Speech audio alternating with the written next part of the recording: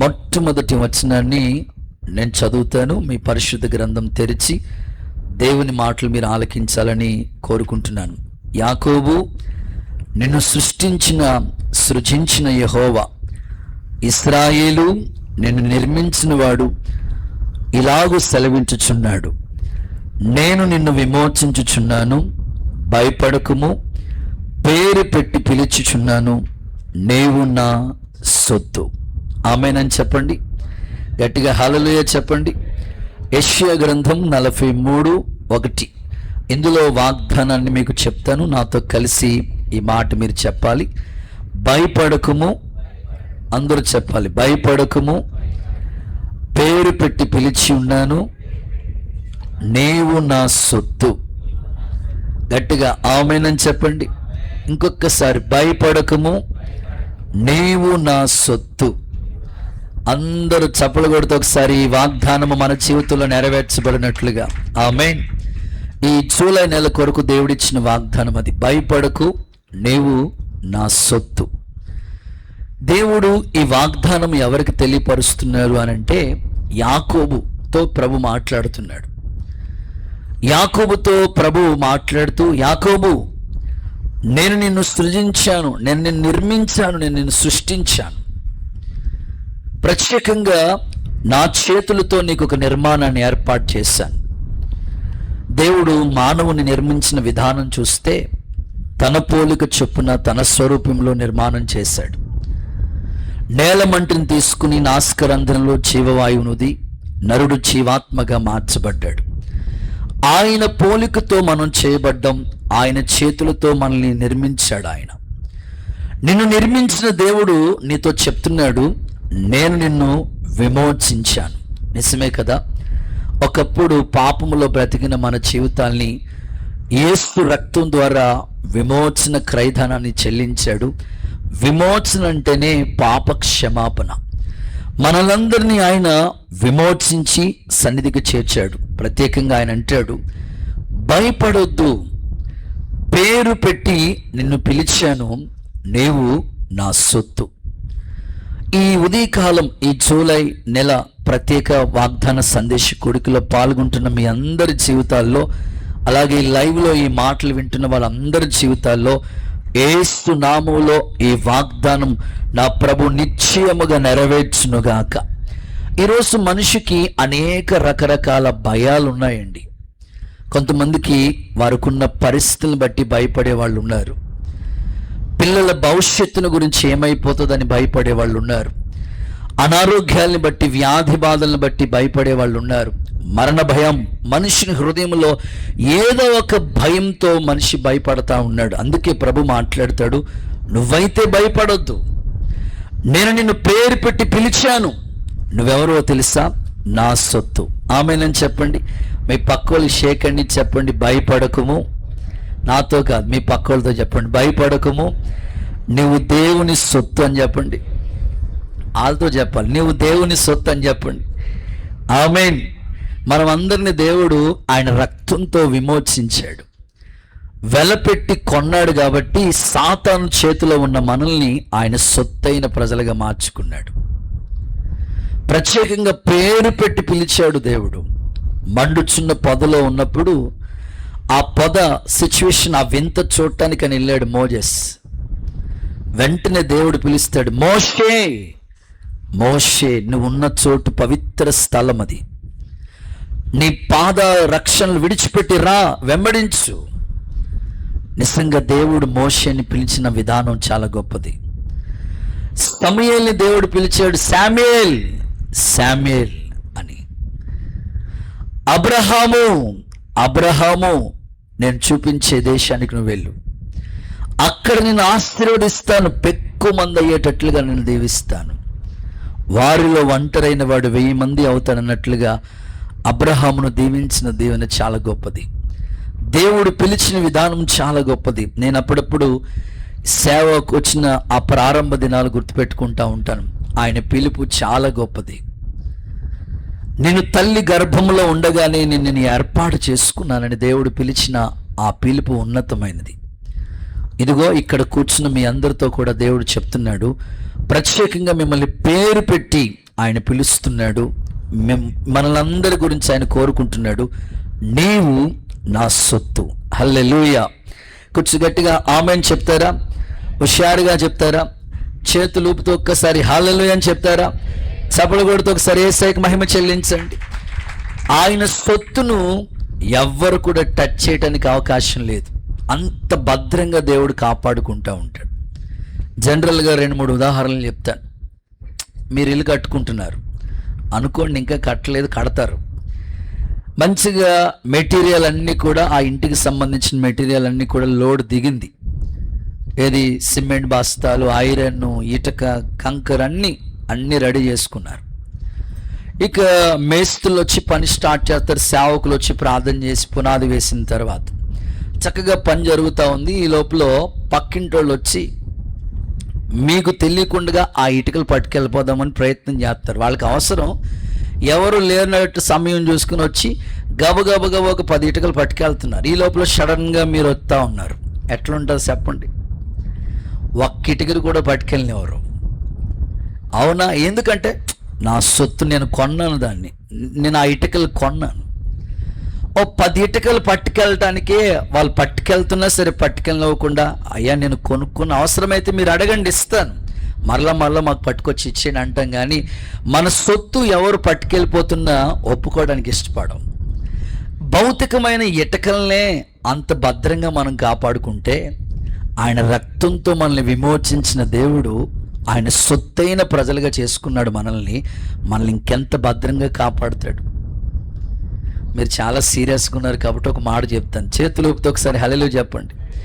మీరు ఈ ఉదయకాలం, ఈ జూలై 1 ఆరాధనకు వచ్చే, ఈ వాగ్దాన కూడికి వచ్చే ముందు మీ అందరికీ ఇల్లులు ఉన్నాయి, అద్దెంట్లోనే ఉంటున్నారు.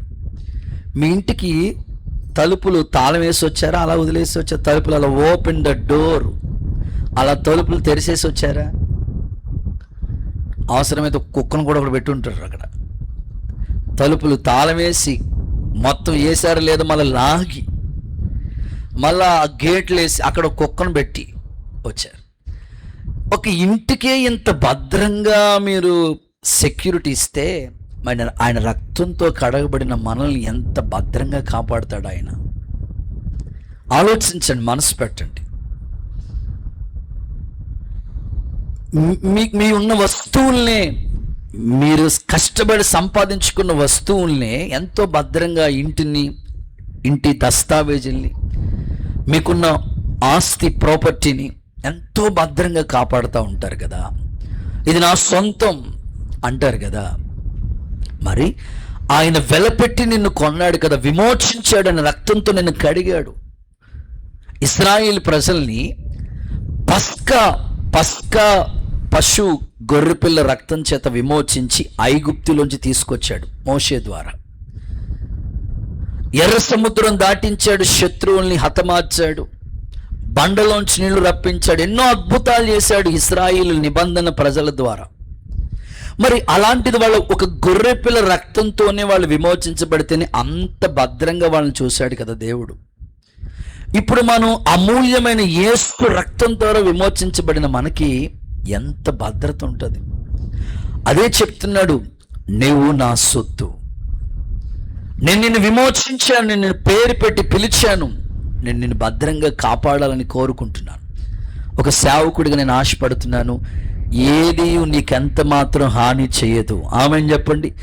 ఏ రోగము నీ దరికి చేరదు, ఏ కీడు, ఏ తెగులు నీ గుడారాన్ని సమీపించదు. ఒక వస్తువునికే ఇంత భద్రంగా నువ్వు కాపాడుకుంటున్నావు కాబట్టి, ఆయన రక్తంతో విమోచించిన తన ప్రజల్ని, ఆయన సొత్తైన జనాభాని ఎప్పుడు ఆయన భద్రంగానే కాపాడుకుంటాడు. మీకు ఇంకా బాగా అర్థం అవడం కోసం ఒక 2-3 ఉదాహరణలు చెప్పి త్వరగా వర్తమానంలోకి వెళ్తాను. ఒక్కసారి అందరూ చేతులు ఊపుతూ హల్లెలూయా అని చెప్తారా? ఇంకాస్త గట్టిగా చెప్తారా?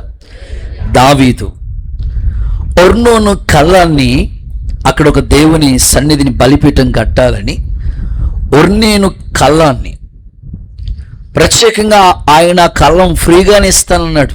అయినా వద్దయ్యా, నువ్వు నాకు ఫ్రీగా ఇవ్వద్దని వెలపెట్టి కొన్నాడు. ఒక కళ్ళాన్ని దావీదు వెలపెట్టి కొని అక్కడ ఒక అద్భుతమైన బలిపీఠాన్ని స్థాపించాడు.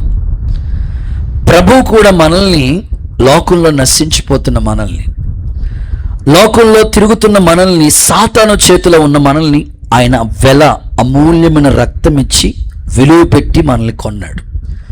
ఇప్పుడు మనల్ని ఆయన సొత్తైన ప్రజలుగా చేసుకున్నాడు. ఇప్పుడు అదే ప్రభు చెప్తున్నాడు, మీరు నా సొత్తు.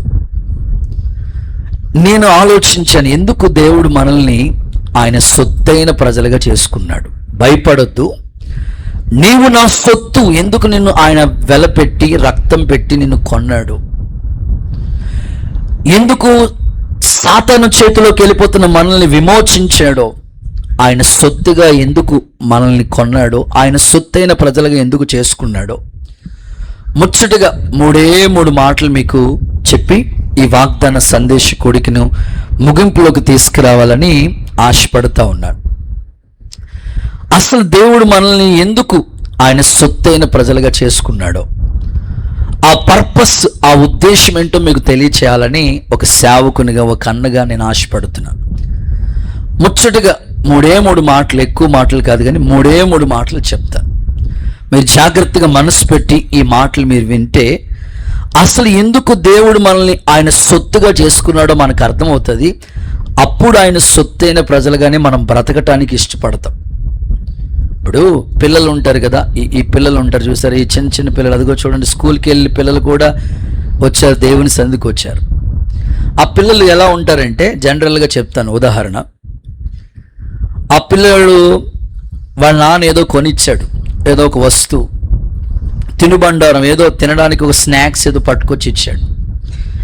ఆ పిల్లోడు తింటా మొత్తం ఈ షర్ట్ అంతా మొత్తం అంతా కూడా ఆ తినే ఆ ఐటెం, ఆ వస్తువు ఏదో చిన్నది, ఈ తింటా మొత్తం బట్టలన్నీ కూడా మొత్తం చిరాకు చేసేసుకున్నాడు. వాళ్ళ పక్కన వాళ్ళ అమ్మ ఉంది, తిడుతుంది వాడిని, రే ఏంట్రా, ఏంటి మొత్తం బట్టలన్నీ ఖరాబ్ చేస్తున్నావు, చిరాకుగా చేస్తున్నావు అని అంటుంటే వాళ్ళ నాన్న పక్కనే ఉండి కాముగా ఉండి అంటున్నాడు, నీకే బావా, ఉతికిది నేను, దేవుడికి స్తోత్రం చెప్పండి. ఎవరు ఉతుకుతారు? ఆవిడే. నీకే బాగానే ఉన్నావు కదా, ఉతికిది నేను కదా, ఖరాబ్ చేస్తున్నావు. కాదు, వాడు నా ప్రాపర్టీ, స్తోత్రం చెప్పండి ఒకసారి. ఎవరంటే వాడు నా ఆస్తి, వాడిని ఏమనకూడదు. కొంతమంది తండ్రులు పిల్లల్ని ఎంత భద్రంగా, వాడిని అసలు ఒక్క మాట కూడా అన్నవారు. కొంతమంది తల్లులు అస్సలు వాడి మీద అసలు ఒక్క చెయ్యి కూడా పడినవారు. నేను అంటాను, నీ పిల్లలు నీకు ప్రాపర్టీకి ఇచ్చాడు కదా, కుమారులు దేవుడు అనుగ్రహించు, స్వాస్థ్యం ఆస్తిగా ఇచ్చాడు కదా, నీ పిల్లల్ని, నీ కూతుర్ని, నీ కొడుకుని ఇంత భద్రంగా నువ్వు కాపాడుకుంటున్నావు కదా, మరి అమూల్యమైన రక్తం ఇచ్చి కొన్నాడు కదా, నిన్ను సొత్తైన ప్రజలుగా మార్చాడు కదా. ఎందుకోసం ఆయన సొత్తుగా ఎందుకు మార్చుకున్నాడో ఆ పర్పస్ మనకి తెలియాలి. ఏదో ఆర్డినరీ బిలీవర్గా మీరు ఉండొద్దు, ఏదో జనరల్గా నలుగురితో అందరితో హల్లెలూయా అట్లా కాదు. దేవుని సొత్తుగా నిన్ను కొన్నాడు కాబట్టి అసలు ఎందుకు ఆయన సొత్తుగా మార్చుకున్నాడో ముచ్చటగా 3 మాటలు చెప్తా. చదవండి. మొదటి మాట, పరిశుద్ధ గ్రంథమైన బైబిల్ నుంచి కొరింథీయులకు రాసిన మొదటి పత్రిక 6వ అధ్యాయం 19-20 వచనాలు చదవగా విందాం. అపోస్తలుడైన పౌలు కొరింథీయులకు రాసిన మొదటి పత్రిక 6వ అధ్యాయం 19-20 వచనాలు చదువుదాం. మీ దేహము దేవుని వలన అనుగ్రహించబడి, మొదటి కొరింథీయులకు రాసిన పత్రిక 6వ అధ్యాయం 19-20 వచనాలు. మీ దేహము దేవుని వలన మీకు అనుగ్రహించబడి మీలో ఉన్న పరిశుద్ధాత్మకు ఆలయం ఉన్నదని మీరు ఎరగరా? మీరు మీ సొత్తు కాదు, విలువ పెట్టి కొనబడిన వారు. కనుక మీ దేహముతో దేవుణ్ణి మహిమపరచండి. చాలు. మొదటి మాట, దేవుడు ఎందుకు మనల్ని ఆయన సొత్తైన ప్రజలుగా చేసుకున్నాడు, ఎందుకు మనం ఆయన సొత్తు అని అడిగితే 3 సంభవాలు మీ ముందు పెట్టాలి. మొదటి అనుభవం ఏమిటంటే, దేవుణ్ణి మహిమపరచుటకు. అనండి ఒకసారి, నోటితో ఒకసారి ఈ మాట పలకండి, అందరూ చెప్పండి, దేవుణ్ణి మహిమపరచుటకు అనండి. అదే మాట చెప్తున్నాడు పౌలు కొరింథీ పత్రికలో. ఏమంటున్నారంటే, ఇదిగో మీరు మీ సొత్తు కాదు, విలువ పెట్టి కొనబడిన వారు. ఆ విలువ ఎలా వచ్చిందంటే యేసు రక్తంతో మనం కడగబడ్డాం కాబట్టి మనందరికి విలువ వచ్చింది. యేసుక్రీస్తు అమూల్యమైన, నిర్దోషమైన, నిష్కలంకమైన రక్తం చేత కడగబడ్డాం కాబట్టి మనందరికి విలువ వచ్చింది. ఇప్పుడు మనలందరినీ విశ్వాసులు, భక్తులు, దేవుని పిల్లలు, మంచి పేర్లతో మనల్ని పిలుస్తున్నారు. మనందరికి విలువ వచ్చింది. ఇప్పుడు విలువ పెట్టి కొనబడిన మనము ఇదిగో ఆయన సొత్తైన ప్రజలుగా మారాం. కాబట్టి ఇప్పుడు ఏం చేయాలంటే, ఎందుకు ఆయన మనల్ని సొత్తుగా మార్చుకున్నాడంటే, మన దేహముతో దేవుణ్ణి మహిమపరిచే డ్యూటీ మంది. నిత్యము దేవదూతలు యెహోవా పరిశుద్ధుడు పరిశుద్ధుడు, సర్వలోకము ఆయన మహిమతో నింపబడి ఉందని దేవదూతలు, సేరపులు, క్యారబులు ఎట్లాగైతే ప్రభుని గాన ప్రతిగానాలతో స్తుతిస్తున్నాయో, ఈ భూమి మీద ఉన్న మనం కూడా ఈ దేహము, ఈ శరీరముతో దేవుని మహిమపరిచే బిడలుగా, దేవునికి మహిమ తీసుకొచ్చే బిడలుగా ఉండాలని ఆయన సంకల్పించి ఆయన సొత్తైన ప్రజలుగా చేసుకున్నాడు. ఈరోజు మిమ్మల్ని అడుగుతున్నాను, మీరు దేవునికి మహిమ తీసుకొచ్చే బిడలుగా ఉండాలా అనేది దేవుని ఉద్దేశం. ఒకవేళ మీ ద్వారా దేవునికి ఏమాత్రం మహిమ రాకపోతే, ఈ ఉదయకాలమైన ఈ వాగ్దాన కూడికలో పాల్గొన్న మీరు ఒక్కసారి మిమ్మల్ని మీరు పరీక్షించుకుని, ప్రభా నన్ను నువ్వు సొత్తుగా మార్చుకున్నావు, నీ రక్తము వెలిచుకున్నావు. అంతెందుకండి, మన ఇంటికి అప్పుడప్పుడు కూడా ఈ పాత సామాన్లు కొనుక్కునే వాళ్ళు వస్తూ ఉంటారు. పుస్తకాలు, పాత సామాన్లు, ఇనుము కొంటమని అమ్ముతూ ఉంటారు, అవన్నీ చేస్తూ ఉంటారు. కొన్నిసార్లు హైదరాబాద్ ముగ్గే అని వస్తూ ఉంటాడు. దేవుడికి స్తోత్రం చెప్పండి. ఆ ముగ్గు జస్ట్ మన ఇంట్లో ఉన్న ఏదో సామాగ్రి, పాత సామాన్లు ఇచ్చేసి ఆ ముగ్గు కొన్నారు. ఆ ముగ్గుని ఎంత భద్రంగా దాస్తూ ఉంటారో, ఒక వస్తువు కొంటే దాన్ని ఎంత సెక్యూరిటీ ఉంటుందో, దేవుని పిల్లలు కూడా మీరు యేసయ్య రక్తంతో విమోచించబడ్డారు కనుక, ఆయన సొత్తైన ప్రజలుగా మార్చబడ్డారు కాబట్టి, నీ ద్వారా నువ్వు చేసే ప్రతి క్రియల ద్వారా ఎట్టి పరిస్థితుల్లో దేవునికి మహిమే రావాలి కానీ ఆయన నామానికి ఎక్కడ అవమానం అనేది తీసుకురాకూడదు. మొన్నే రీసెంట్గా చదువుకుంటున్న పిల్లలతో వాళ్ళ తండ్రి గారు, వాళ్ళకి 3 పిల్లలట, వాళ్ళ నాన్నగారు చెప్తున్నారు, అన్న పిల్లల్ని మళ్ళా కాలేజెస్కి, స్కూల్కి పంపిస్తున్నాం, ఒక్కొక్కరిని పర్సనల్గా పిలిచాను, ఒక్కొక్కరిని ఇంట్లోకి పిలిచి ఒక్కొక్కరిని కూర్చోబెట్టి ఒక్కొక్కరికి 1 గంట క్లాస్ ఇచ్చాను అన్నయ్య. ఏమని ఇచ్చావన్నా అన్న. 3 మాటలు చెప్పాడంట వాళ్ళ నాన్న వాళ్ళ పిల్లలకి. ఇదిగో నువ్వు కాలేజీకి వెళుతున్నావు, హాస్టల్కి వెళుతున్నావు, నువ్వు చదువుకునే చోట మేము తల్లిదండ్రులుగా మా పరువును పొరపాటును తీయకూడదు. అలాగే చర్చ్కి వస్తున్నావు కాబట్టి సంఘం పరువును తీయకూడదు. అలాగే సమాజంలో ఉంటున్నాం కాబట్టి సమాజం పరువును తీయకూడదు. ఈ 3 మాటలను గుర్తుపెట్టుకో. అలా అంటేనే, అలా ఉంటానంటేనే, అలా బ్రతుకుటానికి నిర్ణయించుకుంటేనే కాలేజీకి పంపిస్తాను, స్కూల్కి పంపిస్తాను, హాస్టల్కి పంపిస్తాను. లేదు, ఇచ్చలు విడిగా తిరుగుతా, ఇష్టానుసరంగా ఫ్రెండ్స్తో వ్యర్థంగా టైం వేస్ట్ చేసుకుంటా, చదువు మీద ఏమాత్రం మనసు పెట్టకుండా కాలక్షేపం చేస్తాను, ఫ్రెండ్స్తో ఉంటానని అంటావా, అస్సలు పొరపాటున కాలేజీకి కానీ హాస్టల్కి కానీ పంపించదు. ఇంట్లోనే ఉండే అవసరం అంట్లు తోముకో, పొరపాటు నేను పంపించను అని వాళ్ళ నాన్నగారు వాళ్ళ 3 పిల్లల్ని కూర్చోబెట్టి ఇంచుమించు 1 గంట క్లాస్ తీసుకున్నాడంట. ఒక తండ్రి బిడ్డల పట్ల ఎంత బాధ్యత కలిగి వాళ్ళ కొరకు అంత ఆలోచిస్తూ ఉంటుంటే, పరలోకపు తండ్రి వెల చెల్లించాడు నీ మీద. ఆయన రక్తంతో కడిగాడు, సొత్తైన ప్రజగా మార్చుకున్నాడు. ఎందుకోసమనంటే, ఇదిగో ఆయనకి ఎట్టి పరిస్థితుల్లో ఖచ్చితంగా మహిమ తీసుకురావాలి. నా ప్రార్థన, మీరు చదువుకుంటున్న చోట దేవుని నామానికి మహిమ వచ్చునుగాక, వ్యాపారం చేసుకుంటున్న చోట దేవునికి మహిమ వచ్చునుగాక, మీరు పని చేసుకుంటున్న స్థలాల్లో దేవునికి మహిమ తీసుకొచ్చే బిడలుగా మార్చబడుదురుగాక. గట్టిగా హల్లెలూయా చెప్పండి. చూడండి, ఒక మాట చదివిస్తాను. యెషయా గ్రంథం 49వ అధ్యాయం 3వ వాక్యం చదవండి. యెషయా గ్రంథం 49వ అధ్యాయం 3వ వాక్యం. ఇశ్రాయేలు, నీవు నా సేవకుడవు, నీలో నన్ను మహిమపరుచుకుంటాను. చదవక. యెషయా గ్రంథం 40. నాతో చెప్పాను, అయినను వ్యర్థంగా నేను కష్టపడి తిని ఓకే, ఫలమేమీ లేకుండా నా బలమును వృధాగా వేయపరిచి ఉన్నాను అనుకుంటా. 43:7 చూడండి అక్క. యెషయా గ్రంథం 43:7 అక్క. నా మహిమ నిమిత్తము నేను సృజించిన వారిని. ఆమేనని చెప్పండి ఒకసారి. ఈ 2 వచనాలు చూడండి. నా మహిమ నిమిత్తం వాళ్ళు నేను సృజించాను అంటాడు. నీవు నా సేవకుడువు, నీలో నన్ను మహిమపరుచుకుంటానంటాడు ప్రభు. ఎన్ని చక్కని మాటలు మన గురించి దేవుడు బయలుపరుస్తున్నాడు చూడండి. నా మహిమ కోసమే వాళ్ళని నేను సృష్టించాను, నా మహిమ నిమిత్తమే వాళ్ళని పుట్టించాను. అంటే మన పుట్టుక ద్వారా దేవునికి మహిమ రావాలి.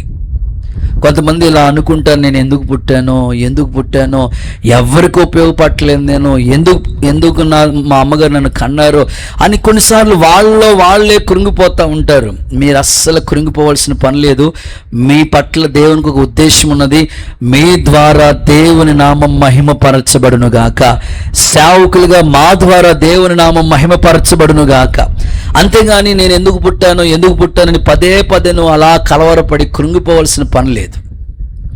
చాలామంది ఎలా ఉంటారంటే, ఏదైనా వాళ్ళ జీవితంలో అనుకున్నది జరగలేదనుకోండి, ఖచ్చితంగా కొన్ని అనుకుంటారు, అవి వాళ్ళ జీవితంలో జరగలేదు, వెంటనే డిప్రెషన్లోకి వెళ్ళిపోయి ఇక నేను ఎందుకు పుట్టాను, అనవసరంగా నేను మా తల్లిని గర్భమును పుట్టాను, అనవసరంగా ఈ పేదింట్లో పుట్టానని కొన్నిసార్లు వాళ్ళే నిందించుకుంటూ ఉంటారు. నేను ఎప్పుడు చెప్తా ఉంటాను, దేవుడు తన మహిమ నిమిత్తమే మనల్ని పుట్టించాడు. ఆయనకు మహిమ తీసుకురావాలి. సేవకులైన మేమైనా, విశ్వాసులమైన మీరైనా, ప్రతి ఒక్కరి ద్వారా దేవునికి ఒక మహిమ రావాలి. మీరుంటున్న ప్రాంతాల్లో దేవుని నామానికి ఎక్కడ కొంచెం కూడా అవమానం రాకూడదా దేవుని పాత్రలుగా మీరందరూ వాడబడుదురుగాక. చిన్న కష్టాలు రావని చెప్పను, ఇబ్బందులు రావని చెప్పను. చిన్న కష్టం వచ్చిందని వెంటనే నేను ఎందుకు పుట్టానని కలవరపడిపోతూ ఉంటారు. ఎట్టి పరిస్థితుల్లో మీరు కలవరపడొద్దు. మీకున్న ఇబ్బందులు బట్టి కృంగిపోవాల్సిన పని లేదు. దేవుడు నీ పట్ల ఒక ఉద్దేశాన్ని కలిగి ఉన్నాడు. ఆయనకి సొత్తైన ప్రజగా ఎందుకు చేసుకున్నాడంటే నీ ద్వారా ఆయనకి మహిమ రావాలని. చిన్న ఉదాహరణలు చెప్తే మీకు బాగా అర్థమవుతుంది. వేప చెట్టు తెలుసు కదా మీకు. వేప చెట్టు ఎందుకు పనికొస్తుంది అని అనుకుంటాం మనం. చాలామంది పెరట్లో వేప చెట్టుని పెంచుతూ ఉంటారు కదా. వేప చెట్టు ఇప్పుడు ప్రస్తుత కాలంలో ఈ షుగర్ పేషెంట్లు చాలామందికి వేప అద్భుతమైన వైద్యం అట. ఆ వేపకి సంబంధించినవి రాత్రి నీటిలో నానబెట్టుకుంటే పొద్దున్నకి ఆ వాటర్ తాగితే షుగర్ 0 అట. ఒక వేప చెట్టునే ఇంత అద్భుతంగా దేవుడు సృష్టిస్తే, ఇంత ఉపయోగకరంగా మారిస్తే, మరి ఆయన స్వరూపంలో చేయబడిన మనకి, ఆయన చేతితో నిర్మించబడిన మనం అనవసరంగా ఏం పుట్టలేదు, వ్యర్థంగా ఏమీ పుట్టలేదు. నీ ద్వారా ఆయనకి మహిమ రావాలి. ఆ విషయంలో నీవు ఎట్టి పరిస్థితుల్లో కూడా కృంగిపోవాల్సిన పని లేదు. ఏంటి నా బ్రతికిలా అయిపోతుంది, నేను అనుకున్నది ఏది జరగట్లేదు ఏంటి అని అస్సలు నువ్వు కలవరపడాల్సిన పనే లేదు. దేవుని చేతులతో మనం చేయబడ్డాం. ఆయనకి ఖచ్చితంగా మహిమ తీసుకురావాలి. దేవుడు ఒక సేవకుడిగా నేను ఆశపడుతున్నాను, ఖచ్చితంగా దేవుని నామం మీ ద్వారా మహిమపరచబడును గాక. ఒకసారి అందరూ ఆమేనని చెప్పండి. చూడండి, యోహాను సువార్త 15వ అధ్యాయం 8వ వాక్యం చూడండి ఒకసారి. యోహాను సువార్త 15వ అధ్యాయం 8వ వచనం. మీరు బహుగా ఫలించుట ద్వారా నా తండ్రి నామం ఖచ్చితంగా మహిమపరచబడుతుంది. అందరూ చప్పలు కొట్టండి ఒకసారి. మీరు బహుగా ఫలించుట ద్వారా అంటే దేవునికి మహిమ అనేది ఎప్పుడు వస్తుందంటే నువ్వు బహుగా ఫలించాలి. ఉద్యోగం చేస్తున్నావా, దాంట్లో ప్రమోషన్ కోసం ప్రయత్నించు. చిన్నగా వ్యాపారం మొదలు పెట్టావా, దాంట్లో ఒక మంచి ఇంకా డెవలప్మెంట్ కోసం ప్రయత్నించు. ఇంకా ఏ విధంగా నువ్వు ప్రయాసపడుతున్నావు, ప్రయత్నిస్తున్నావు అక్కడితోనే ఆగిపోవద్దు. ఇంకా ఇంకా ఇంకా ఇంకా శ్రమపడు. ఖచ్చితంగా బహుగా ఫలించు. ఒక ద్రాక్ష తోటలో ఒక అంజూరపు చెట్టును నాటాడు దేవుడు. వచ్చాడు, ఏదైనా ఫలం కావాలో చూద్దామని ప్రయత్నించాడు. కానీ 3 సంవత్సరాలు అయిపోయింది, కానీ ఒక్క ఫలము కూడా లేదు. నిజంగా నేను అడుగుతున్నాను, ఈ సంవత్సరం ప్రారంభించబడి 6 నెలలు గడిచిపోయింది. ఇది 7వ నెల 1వ తారీఖులో మనం దేవుని సన్నిధిలో ఉన్నాం. మీరు మనసు పెట్టండి, ఈ 6 నెలల్లో మనం అనుకున్నట్లుగా రిజల్ట్ ఏమైనా ఫలింపు, అభివృద్ధి, గ్రోత్ ఏమైనా పెరిగిన అనుభవాలు ఉన్నాయా? అది సేవ అయినా, విశ్వాస జీవితమైనా, మీ చేతి పనులైనా, వ్యవసాయాలైనా, ఏదైనా సరే 6 నెలల్లో ఏమైనా డెవలప్మెంట్ కనిపించిందో లేదో ఒకసారి టెస్ట్ చేసుకోండి, చెక్ చేసుకోండి. ఏమాత్రం కూడా అభివృద్ధి కనబడకపోతే మీరు ఈరోజు తీర్మానం చేసుకోండి, ప్రభువా నన్ను నీ మహిమ నిమిత్తమే సృష్టించావు కాబట్టి, సొత్తైన ప్రజగా నన్ను మార్చావు కాబట్టి, మిగిలిన ఈ 6 నెలల్లో నేను కష్టపడి నీకు మహిమ తీసుకొచ్చేటట్లుగా బహుగా నేను ఫలిస్తాను. ఆ ఫలింపు దేవునికి ఖచ్చితంగా మహిమ తీసుకొస్తుంది. యేసు నామములో అలాంటి కృప అనుగ్రహించబడునుగాక. ఒకసారి చేతులు ఊపుతూ ఆమేనని చెప్పండి.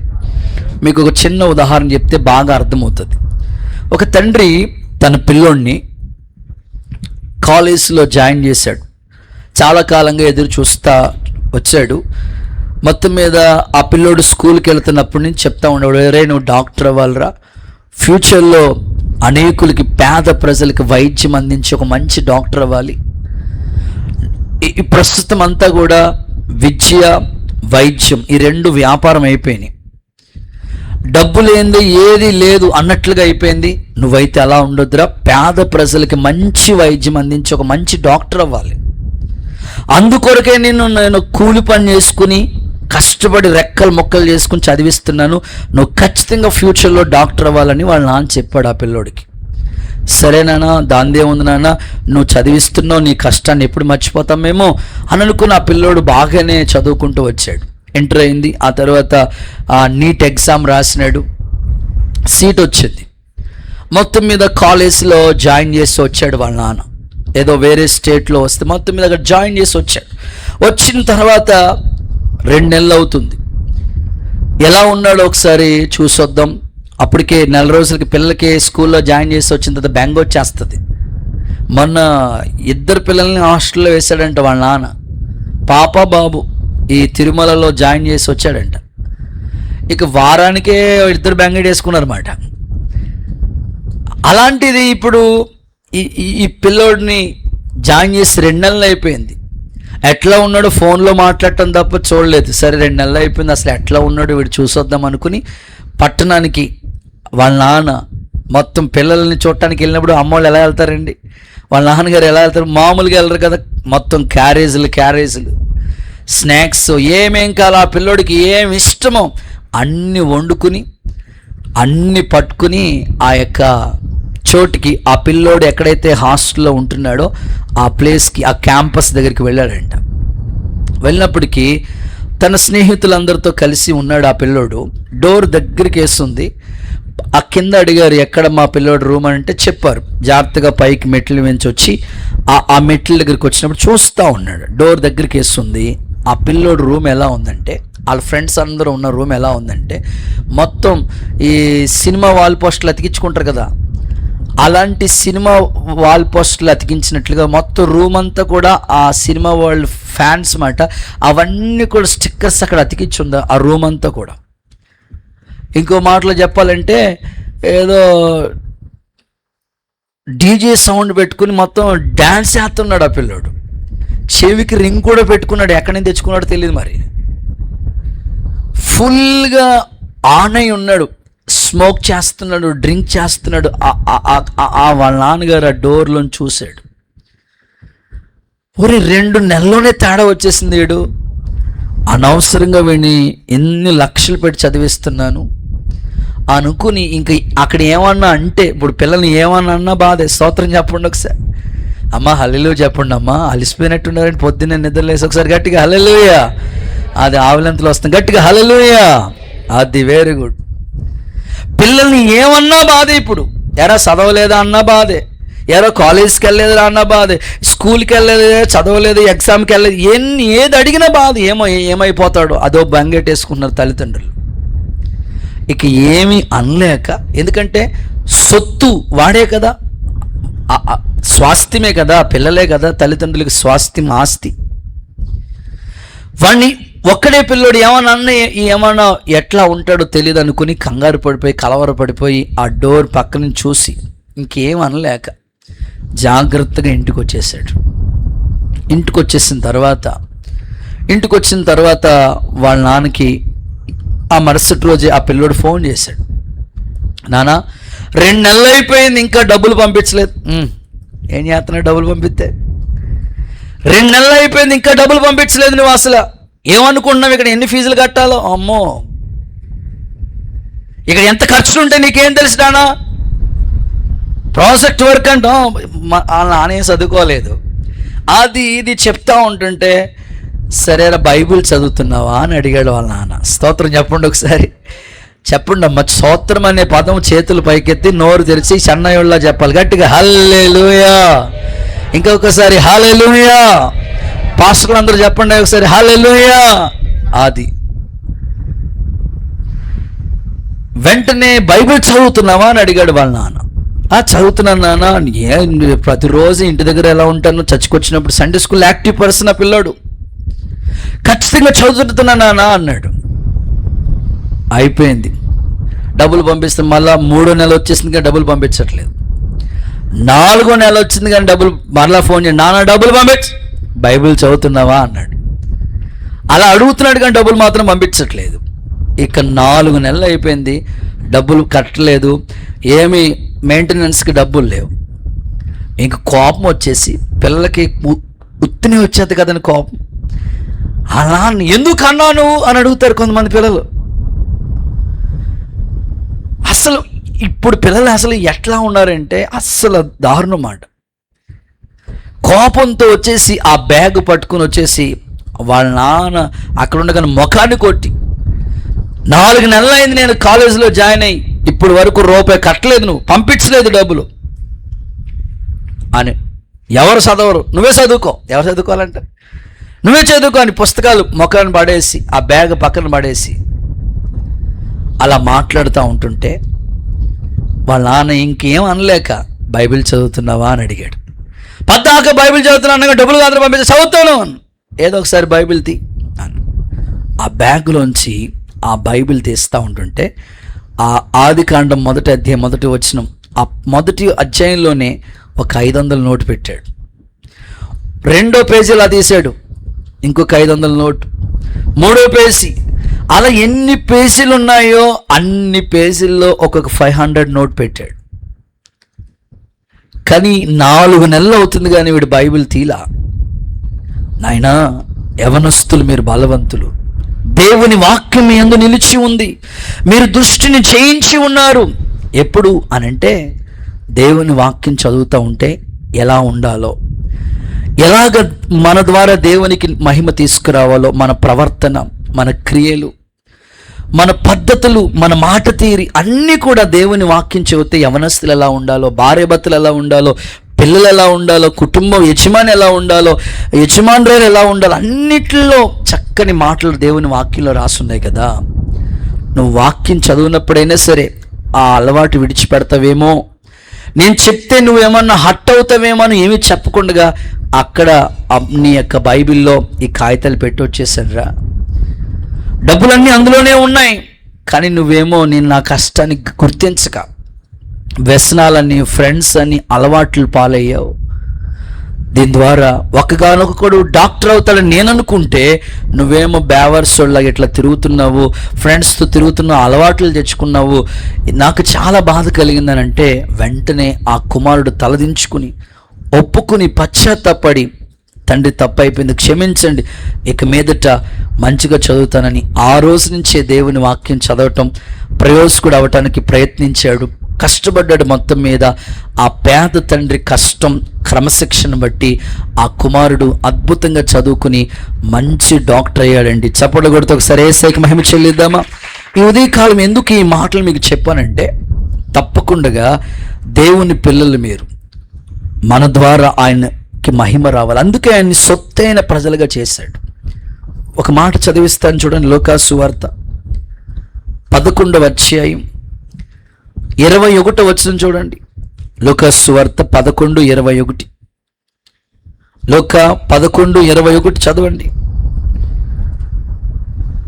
ఇలా చెప్తున్నాడు ప్రభు.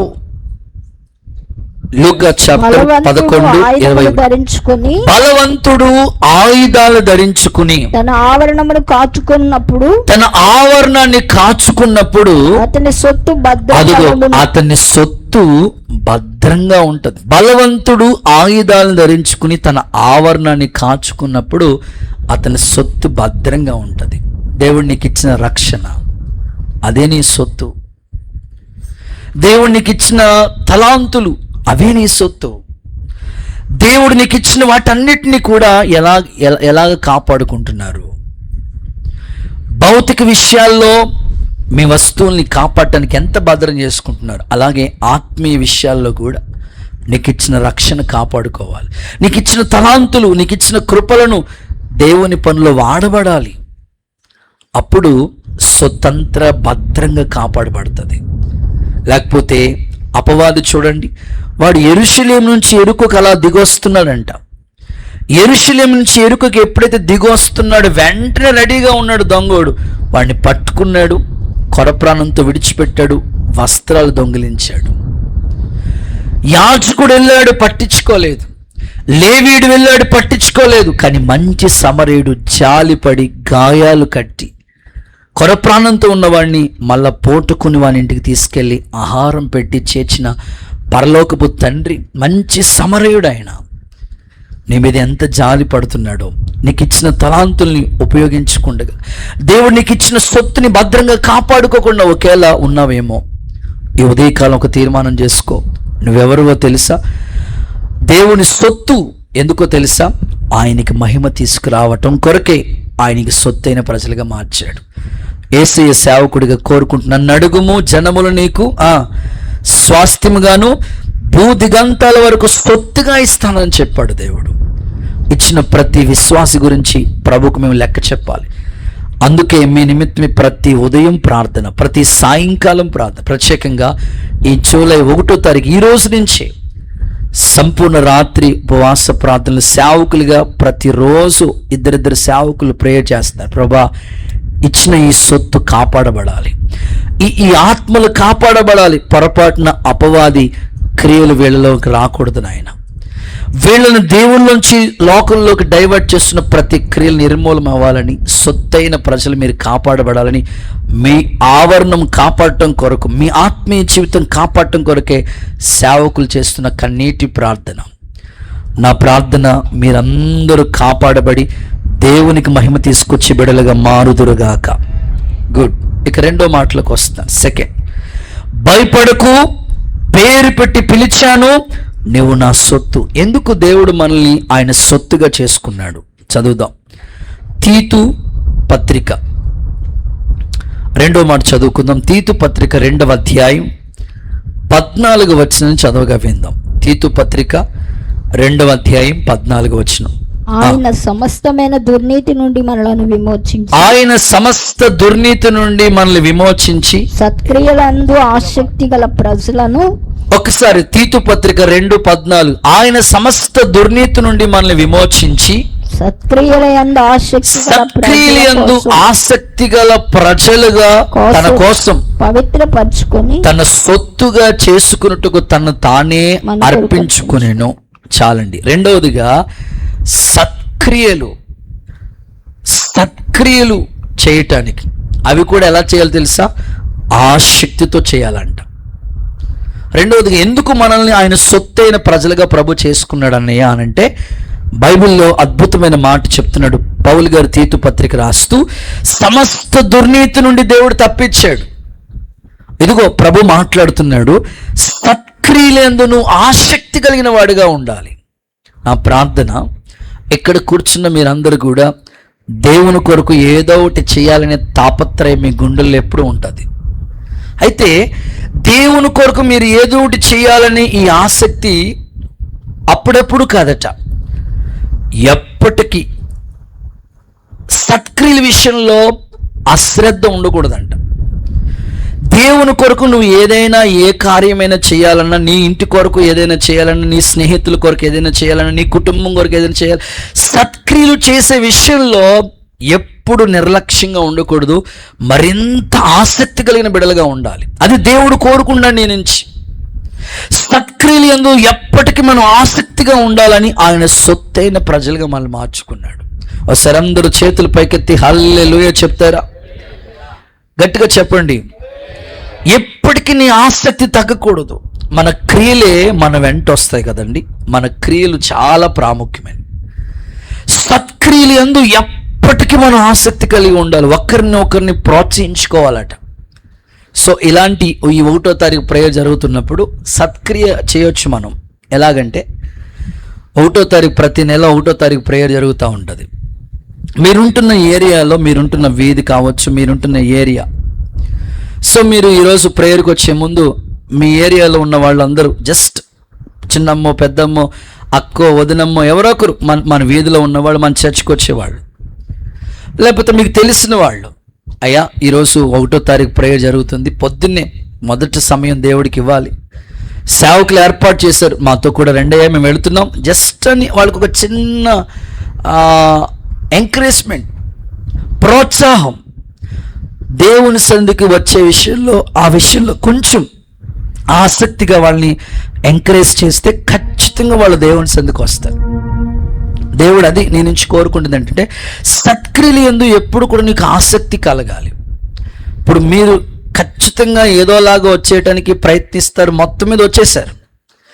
మీరు ఎన్ని గంటలకు నిద్ర మేలుకున్నారో, ఎన్ని గంటలకు అలారం పెట్టారో, ఆ అలారాన్ని ఎన్నిసార్లు కొట్టారో, యేసు రక్తమే కొంతమంది స్తోత్ర ప్రార్థన స్టార్ట్ చేస్తారు, ఆ మంచం కొట్టుకుని దాని మీద పడిపోతూ ఉంటారు. అల్లారం మోగుతుంది, మళ్ళీ దాన్ని నెత్తి మీద కొడుతుంది, ఆగుతుంది, మళ్ళీ మోగుతుంది.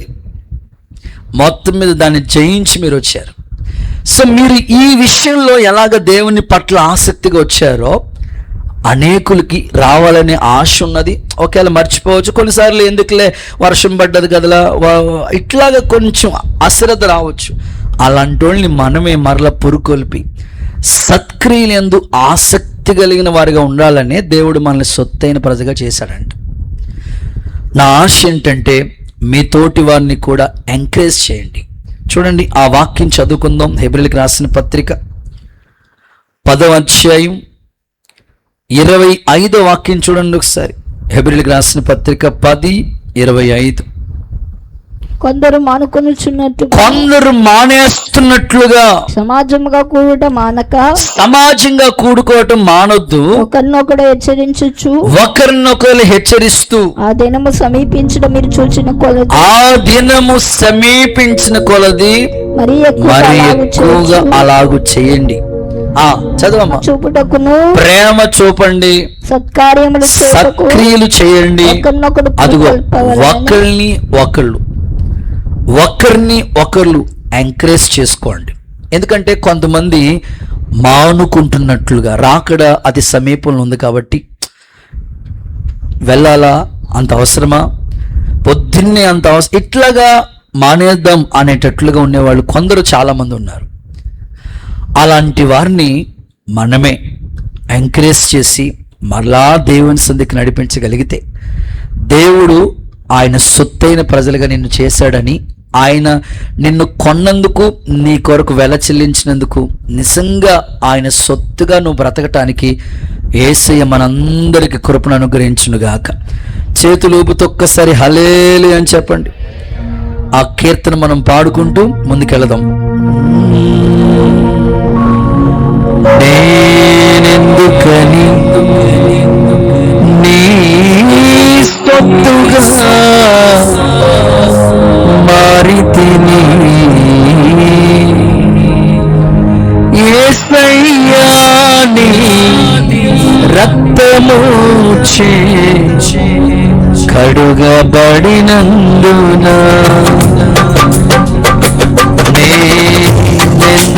చప్పట్లు సొత్తుగా మారితిని,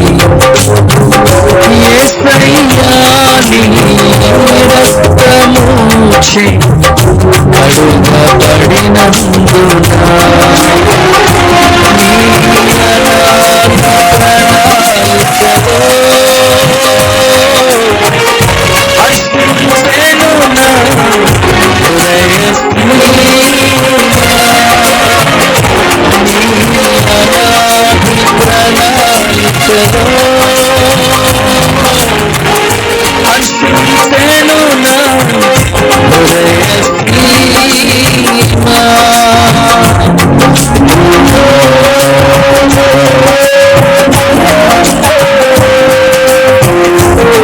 ఆయన స్తుతితో మార్చాడు. చెప్పగలరు ఆయన రక్తముతో కడిగాడు. పరిశుద్ధ జనముగా మార్చాడు. ప్రభువా, నీవు చేసిన క్రియలు మా వెంట వస్తాయి.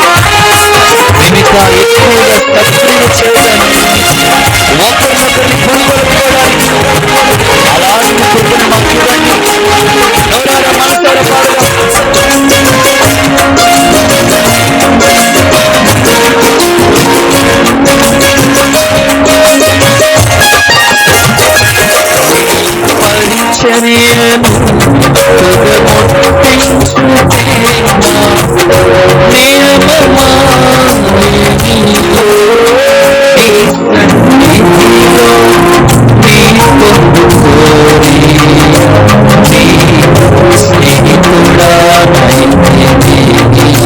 పరిచర్యను పరిచర్యను పాడమా నా నియమము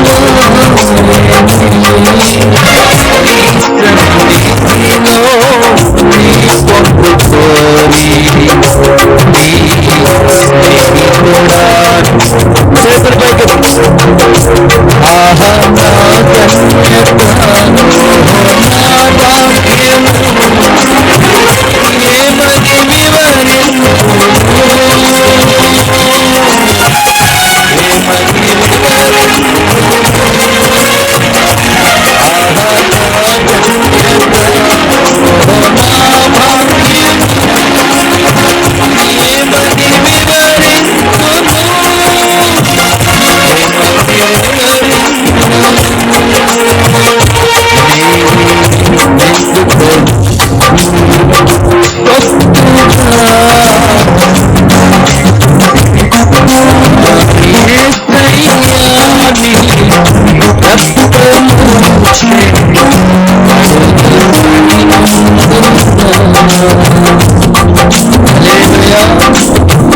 బిగ్గరగా హల్లెలూయా. నా ప్రార్థన ఒకరినొకరు పురుకొల్పబడి ఎంకరేజ్ చేసుకుంటా సత్క్రియలు చేయటందు మరింత ఆసక్తి ఒక్కొక్కరికి నా దేవుడు దయచేయునుగాక. ఒక చిన్న సందర్భం చెప్తా. భర్త భయంకరమైన ఎటకారం మనిషి, భార్య చాలా భక్తిపరురాలు. ఎప్పుడు కూడా ఆమెకి నా భర్త రక్షింపబడాలి, దేవుని సంధికి రావాలి. ప్రతిరోజు కుటుంబ ఆరాధనలో ఖచ్చితంగా భర్త కోసం ప్రార్థన చేసి కుటుంబ ఆరాధన ముగిస్తూ ఉండేది. ఎట్టి పరిస్థితుల్లో దేవుని సంధిలో తన భర్త రక్షణ కొరకు ప్రార్థన చేయకుండా ఏ రోజు ప్రార్థన ముగించేది కాదు.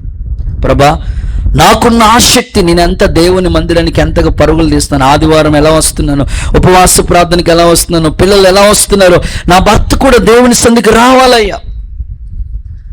ప్రత్యేకంగా దేవుని దగ్గరకు వస్తూనే ఎటకారంగా మాట్లాడుతున్నాడు, దూషిస్తా ఉన్నాడు, హేళనగా మాట్లాడుతున్నాడు. మీ దేవుడు అట్లాగా ఇట్లాగని ఇట్లా అంటున్నాడు.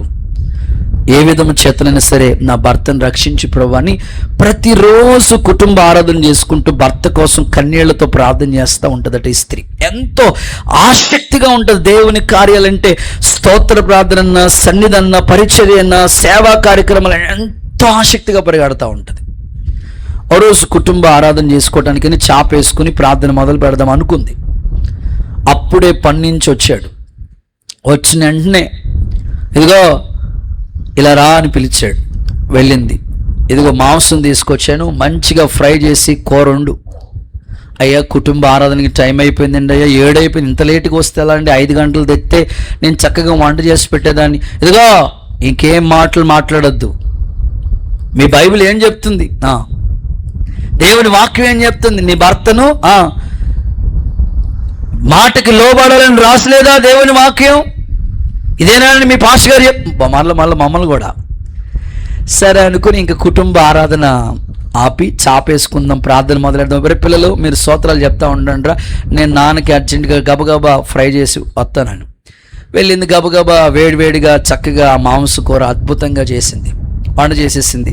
ఏమండి అయిపోయింది, భోజనం చేస్తాను. లేదు లేదు, నేను కూడా కుటుంబ ఆరాధన చేస్తాను అన్నాడు. ఓరు బాబు, ఎప్పుడు లేని మనిషి, అసలు ఎప్పుడు ప్రార్థన అంటేనే ఒప్పుకోడు, అసలు భయంకరంగా తిడతాడు. మొత్తం మీద ఇన్నాళ్ళ ప్రార్థన వల్ల ఫలించింది అనుకుని, సరే అండి బాబు మీరు చేయండి అని చక్కగా ఆమె ప్రార్థన చేయడానికి ఇష్టపడింది. భర్త కూడా ప్రార్థన చేస్తాను అని అన్నాడు. సరే మోకరించారు, చక్కగా ప్రార్థన ప్రారంభిస్తున్నాడు. ప్రభువా, యేసుదేవా, ఇదిగో ఈ మాంసం నీ సొమ్ము కాదు, నీ బాబు సొత్తు కాదు, ఇది నా రెక్కల కష్టాజీతం. భార్యకి ఏం అర్థం కావట్లేదు. ఏమంటున్నాడు చెప్పండి ప్రార్థనలో? ఆ మాంసం గురించి ఏమని ప్రార్థన చేస్తున్నాడు? ఇది నీ సొత్తు కాదు. నీ బాబు అంటే ఆయన యేసుబాబు వాళ్ళ నాన్నగారు, తండ్రి అయిన దేవుడిది కాదు. ఇది నా రెక్కల కష్టాజీతం. నేను కష్టపడితే వచ్చింది ఇది.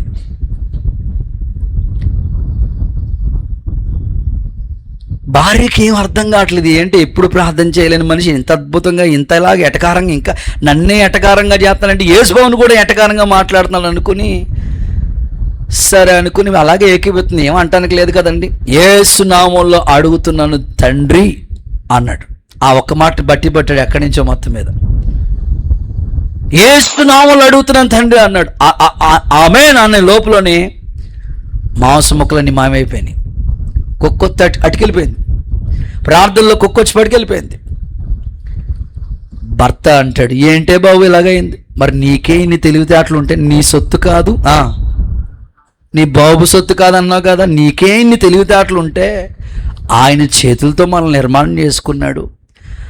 ఆయన లేకుండా ఏమీ కలగలేదు. ఆయన మనల్ని నిర్మించాడు. ప్రభా, ఇది నీవిచ్చిందే ఈ ఆరోగ్యము. నా లోపల ఉన్న నరుని ఆత్మ యెహోవా పెట్టిన దీపం కదా. ఇన్ని ఇచ్చిన దేవుణ్ణి గణపరచకుండా ప్రభువుని ఎటకారంగా మాట్లాడితే ఆయన శక్తి అంటూ నిరూపించాలి కదా.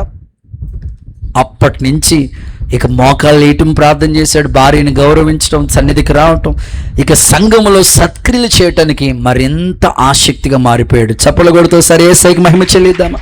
ఈరోజు కోరుకుంటున్నాను, ఆయన సొత్తుగా ఎందుకు మార్చాడంటే ఆయన ఎడలను ఎప్పుడు సత్క్రియలు కనపరుస్తూ ఉండాలి. ఒక 2 రిఫరెన్స్ ఇస్తాను చూడండి. ఇర్మియా గ్రంథంలో 12వ అధ్యాయం 10వ వాక్యం చూడండి. ఇర్మియా గ్రంథం 12వ అధ్యాయం 10వ వాక్యం చూస్తే కాపరులు, సంఘ కాపరుల గురించి ఒక మాట రాసి పెట్టారు. కాపరులు అనేకులు నా ద్రాక్ష తోటలను, కాపరులు అనేకులు, ఒక్కరు కాదంట. కాపరులు, సంఘ కాపరులు ఎలా ఉండాలి ఇక్కడ చెప్తున్నా చూడండి. ఇర్మియా గ్రంథం 12:10. నాన్న రిఫరెన్స్ కోట్. ఇర్మియా గ్రంథం 12:10. కాపరులు అనేకులు నా ద్రాక్ష తోటను చెరిపివేసి ఉన్నారు, వాళ్ళు పాడు చేస్తా ఉన్నారు. నా సొత్తును, అదిగో చూడండి, నా సొత్తును కాళ్ళతో తొక్కేస్తున్నారు. నెక్స్ట్ వర్డ్, నాకు ఇష్టమైన పొలమును నాకిష్టమైన పొలము, సంఘాన్ని పాడుగా నాశనం చేస్తున్నారు. చూడండి, దేవుడు బాధపడుతూ ఈ మాటలు చెప్తున్నాడు. కాపర్లు అనేకులంట ద్రాక్ష చోటుని చేరిపివేస్తున్నారు, నా సొత్తు తొక్కివేసి ఉన్నారు, నాకు ఇష్టమైన పొలాన్ని నాశనం చేసి ఎడారుగా చేసేశారు. ఈరోజు సంఘ కాపర్లకి నా మనవి, అయ్యా సేవకులకి, నా తోటి సేవకులకి 2 చేతులు నమస్కరిస్తూ గౌరవిస్తూ వందనాలు చెప్తూ మీకు చెప్తున్నాను, దేవుడు మీకు ఇచ్చిన సంఘాన్ని, అలాగే సేవ చేస్తున్న ప్రతి సేవకులకి నా మనవి, విలువైన రక్తం ఇచ్చి ఒక్కొక్క విశ్వాసిని దేవుడు కొన్నాడు. ఒక విశ్వాసి ఇక్కడికి వచ్చి కూర్చుందంటే ఆ విశ్వాసి కొరకు దేవుడు ప్రాణం పెట్టాడు. ఇప్పుడు కాపర్లుగా మేము ఏం చేయాలంటే వాళ్ళ గురించి ఎప్పుడు మనం చేసుకుంటూ ఉండాలి. ఎట్టి పరిస్థితుల్లో సంఘం అనే ఈ సొత్తుని, ఈ పరిచర్య గురించి మా యొక్క ప్రాణంగా భావించి, మా ప్రాణాన్ని మేము ఎంతగా ప్రేమించుకుంటామో సంఘాన్ని, ప్రతి విశ్వాసిని అంతకంటే ఎక్కువగా ప్రేమించి వెలపెట్టి దేవుడు కొన్నాడు. కాబట్టి ఒక్కొక్క ఆత్మను మరలా సాతాను చేతిలోకి వెళ్ళిపోకుండా, ఏ ఒక్కరు కూడా మళ్ళా లోకాశల వైపు వెళ్ళిపోకుండా వారి గురించి ఖచ్చితంగా రేయింబగలు మనం కాపులా కాస్తూనే వారి గురించి మనవి చేసుకుంటూనే ప్రార్థన చేస్తూనే ఉండాలి. ప్రత్యేకంగా అక్కడ అంటాడు, నా సొత్తుని, నా పొలాన్ని ఎడారిగా చేసేసారు. ఎన్నో చోట్ల సంఘాలు బాధ కలిగించే అనుభవాలు, కాపరులు సరిగ్గా లేకపోవటం వల్ల ఎన్నో చోట సంఘాలు డ్రై అయిపోతున్నాయి, ఎడారిగా మారిపోతున్నాయి. వాళ్ళ క్రియలు సరిగ్గా సత్క్రియలు చేయకపోవటం వల్ల అనేకులు అన్యజనులు ప్రభువులోకి రాలేకపోతున్నారు.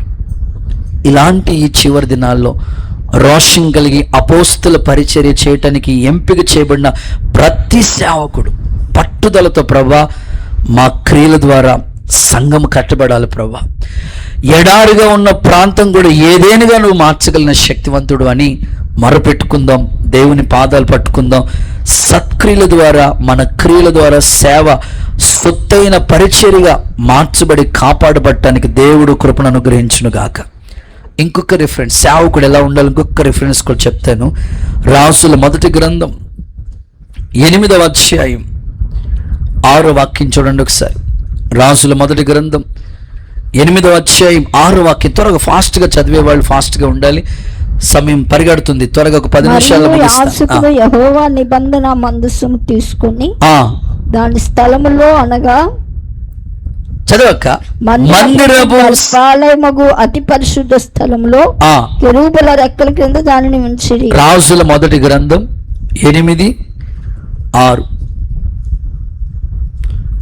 త్వరగా చదవక. మరియు యాజకులు యెహోవా నిబంధన. రెండో రాజుల గ్రంథం చూడు, రెండో రాజుల గ్రంథం 8:6 చూడు.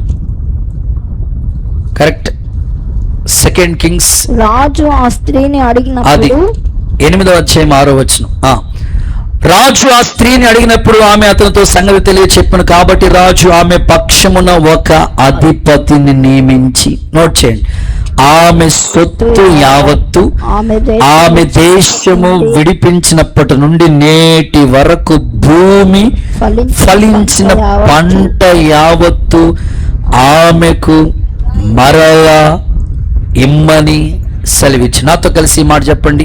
ఆమె సొత్తు యావత్తు, భూమి ఫలము, పంట యావత్తు ఆమెకు మరలా ఇప్పించెను. ఒక్కసారి మీరు గట్టిగా చప్పలు కొడుతూ యేసయ్యకు మహిమ చెల్లించండి. ఒక రాజు ఒక గనురాయిన స్త్రీ ఎడల ఎంత అద్భుతమైన కృతజ్ఞత భావాన్ని కనపరిచాడో. ప్రతి సేవకులు ఎంత భారం కలిగి విశ్వాసుల కొరకు కన్నీళ్లు కాచి, ప్రభా వాళ్ళ పోగొట్టుకున్నది, వాళ్ళ సొత్తు, వాళ్ళ భూమి, వాళ్ళ పంట తిరిగి మరలా వచ్చే వరకు నువ్వు కృప చూపించండి. విశ్వాసులు ఎంతో మంది ఎన్నో కన్నీళ్లతో, ఎన్నో సమస్యలతో, ఏదో ఒక అవసరంతో ఇక్కడికి వస్తూ ఉంటారు. మా ప్రార్థన, మరలా మీరు పోగొట్టుకున్నవన్నీ కూడా యేసు నామములో దేవుడు తిరిగి మరలా మీకు ఇప్పించునుగాక. గనురాలైన స్త్రీ దైవజనుడికి ఎంత పరిచర్య చేసిందో, సేవకుడి కోసం ఎన్ని వస్తువులు సిద్ధం చేసిందో, అలాంటి ఆమెకి కోల్పోయినవన్నీ మరలా తిరిగి రాజు ఇప్పించడానికి ఎంతో శ్రద్ధ నిలిపాడు. ఒక అధిపతిని నియమించాడు. నా ప్రార్థన, సేవకులుగా మేము కూడా మీరు ఏ ఏ విషయాలు ఏమైతే పోగొట్టుకున్నారో, మీ ప్రాపర్టీ విషయం కావచ్చు, మీ యొక్క ఏ ఏ విషయాల్లో మీ పంట కావచ్చు, మరలా దేవుడు మీ చేతికి వచ్చే వరకు సేవకులుగా ఇక్కడ చేసే కన్నీటి ప్రార్థన, యాచన, దేవుడే ఒక అధిపతిని నియమించబోతున్నాడు. ఆమేనని చెప్పండి ఒకసారి. మీరు కోల్పోయినవన్నిటిని మరలా దేవుడు తిరిగి మీకు అనుగ్రహించునుగాక. గుడ్. సత్క్రియలు చేయాలి తప్పకుండా.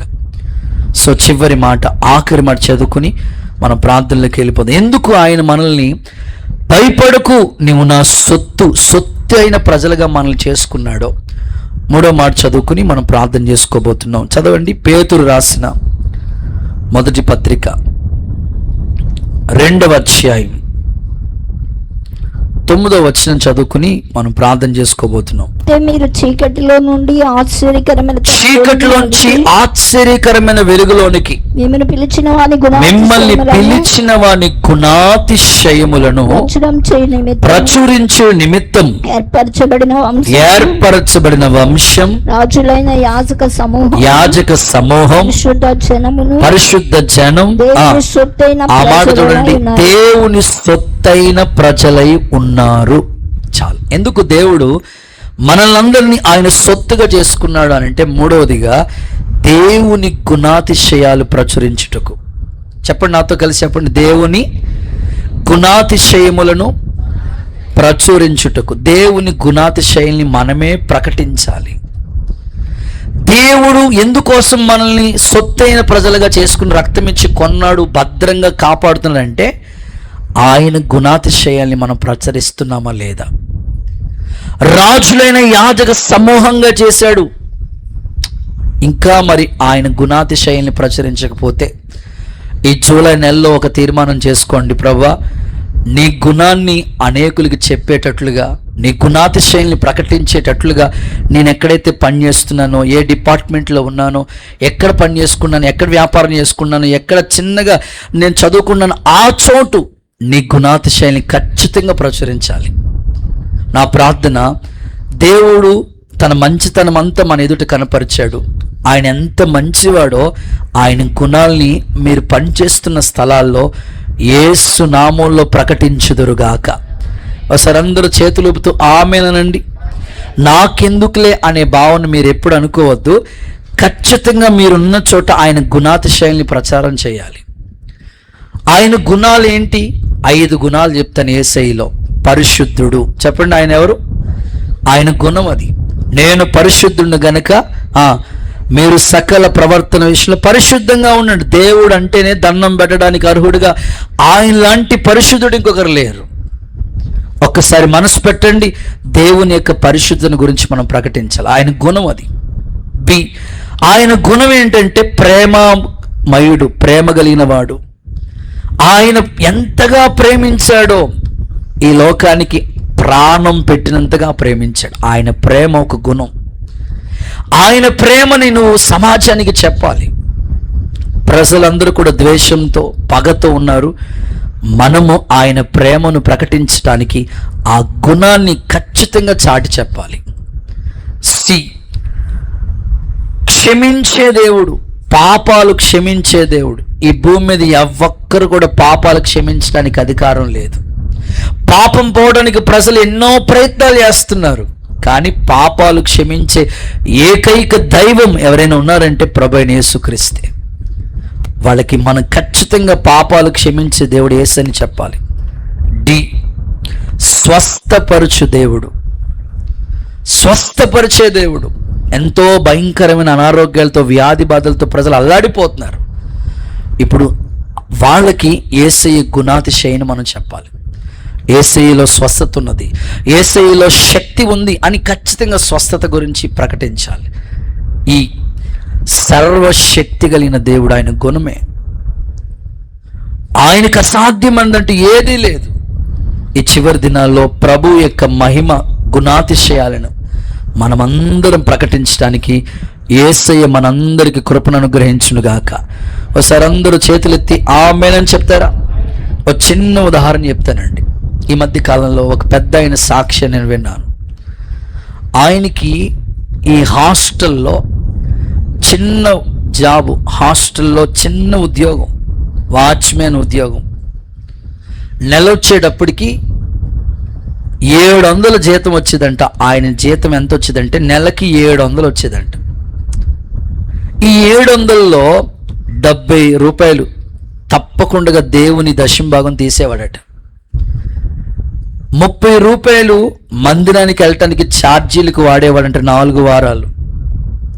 ఇక 600లో 100 రూపాయలు మరలా ప్రక్కన పెట్టి 500తో కుటుంబం అంతా కూడా చక్కగా నడిపించేవాడంట.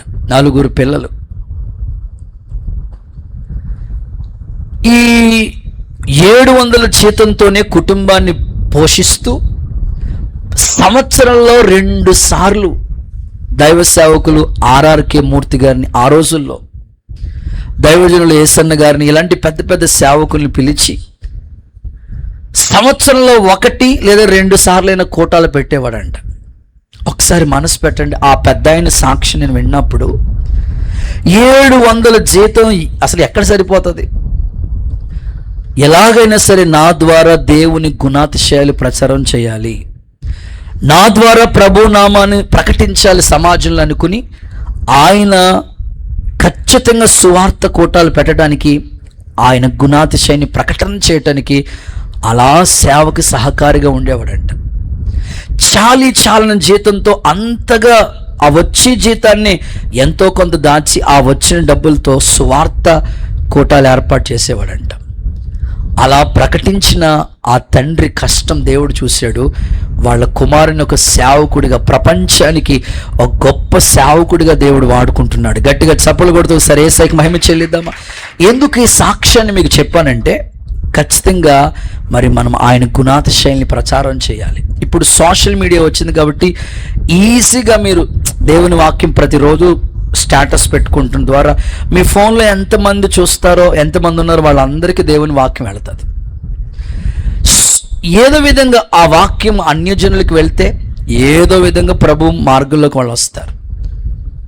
నా ప్రార్థన, ఒక వాక్యం చదివించి ప్రార్థన చేస్తాను చూడు. పేతురు రాసిన 2వ పత్రిక 1వ అధ్యాయం 4వ వచనం చదువుకుని ప్రార్థన చేసుకుందాం. చూడండి, పేతురు రాసిన 2వ పత్రిక 1వ అధ్యాయం 4వ వచనం.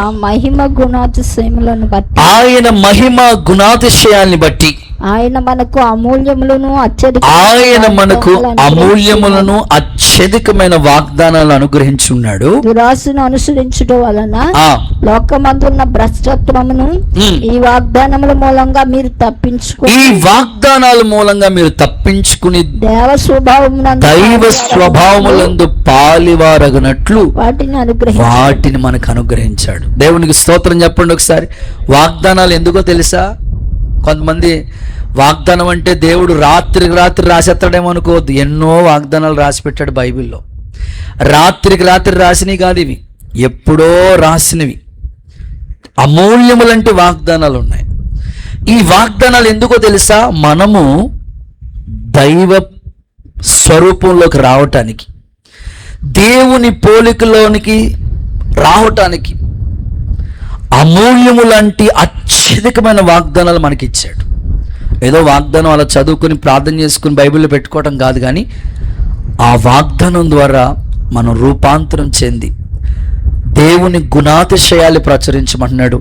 ఆయన గుణాతిశయాన్ని మనం ప్రచురించాలంటే ముందు ఆయన లాంటి గుణాలు మనం కూడా కలిగి ఉండాలి కదా. ఆయన ప్రేమ కలిగిన వాడా, మనము ప్రేమను పంచేవాళ్ళుగా ఉండాలి. ఆయన క్షమించేవాడా, మనము క్షమించేవాళ్ళుగా ఉండాలి. ఎప్పుడైతే ఆయన పోలికలోనికి మనం మలచబడతామో మనమే ఒక అద్భుతమైన సువార్త, మనం ఉంటున్న స్థలాల్లో మనమే ఒక అద్భుతమైన సువార్త. మనల్ని చూసి అనేకులు ప్రభు వైపుకు త్రిప్పబడతారు. యేసయ్య కృప మనకు అనుగ్రహించబడును గాక. మన చర్చికి వచ్చే ఒక అన్నయ్య ప్రతిరోజు వచ్చే వాక్యాన్ని జాగ్రత్తగా తన సెల్ ఫోన్లో ఎంతమంది అయితే ఉన్నారో వాళ్ళందరికీ పంపుతూ ఉండేవాడట. ఒకరోజు వాళ్ళ ఇంటికి ఒక స్నేహితుడు, వాళ్ళ బంధువులు ఎవరో వచ్చారట. వాళ్ళ ఫోన్ నెంబర్ కూడా తీసుకుని వాళ్ళకు కూడా దేవుని వాక్యం పంపించా ఉండేవాడు. అలాగా దేవుని వాక్యం పంపుతా ఉంటుంటే ఏదో సమయం ఏదో కష్టం వస్తుంది. బాధల్లో దేవుని వాక్యం మనకి చెప్పండి నెమ్మదిని కలుగు చేస్తుంది. బాధల్లో దేవుని వాక్యమే మనకి తోడై ఉంటుంది. నీ వాక్యమే నన్ను బ్రతికిస్తుంది, నీకు విరోధంగా రూపించబడిన ఏ ఆయుధము వర్ధిల్లదనే ఒక వాగ్దానం పంపించాడంట ఆ పిల్లోడికి. ఆల్రెడీ ఆ పిల్లోడు చాలా సఫర్ అవుతూ ఉన్నాడు. తన ఆఫీస్లో తన మీద తన కొలీగ్స్ ఎలాగైనా సరే ఆ జాబ్లోంచి తీసేయాలని భయంకరమైన పన్నాగం పన్నారు. బట్ ఆ వాగ్దానం మీద అతనికి ఒక నమ్మకం, అన్యుడే కానీ ఆ వాగ్దానం మీద నమ్మకం వచ్చింది, విశ్వసించాడు. మొత్తం మీద ఆ వాగ్దానం తెలియనట్లుగా ఆ వ్యక్తి ఎవరైతే పంపించారో ఆయనకి ఫోన్ చేసి, అన్నయ్య నేను ఆఫీస్లో చాలా సఫర్ అవుతున్నాను, మా కొలీగ్స్ మా తోటి వాళ్ళు నా మీద భయంకరంగా విషయం చూస్తున్నారు, నేను మా సార్కి ఫేవర్గా ఉన్నాను, నా పనేది నేను చేసుకుంటాను, ఎవరితోనూ విరోధంగా ఉండను, కానీ వాళ్ళే విరోధంగా పెట్టుకుంటున్నారు అని చెప్పిన వెంటనే సరేనయ్యా నేను మా పాస్టర్ గారికి చెప్పి ప్రార్థన చేపిస్తానని వెంటనే వాళ్ళ పాస్టర్ గారికి చెప్పి ప్రార్థన చేయించిన అనుభవాలు. అద్భుతం. ఆ వాగ్దానం మీద ఆ పిల్లోడికి నమ్మకం వచ్చింది.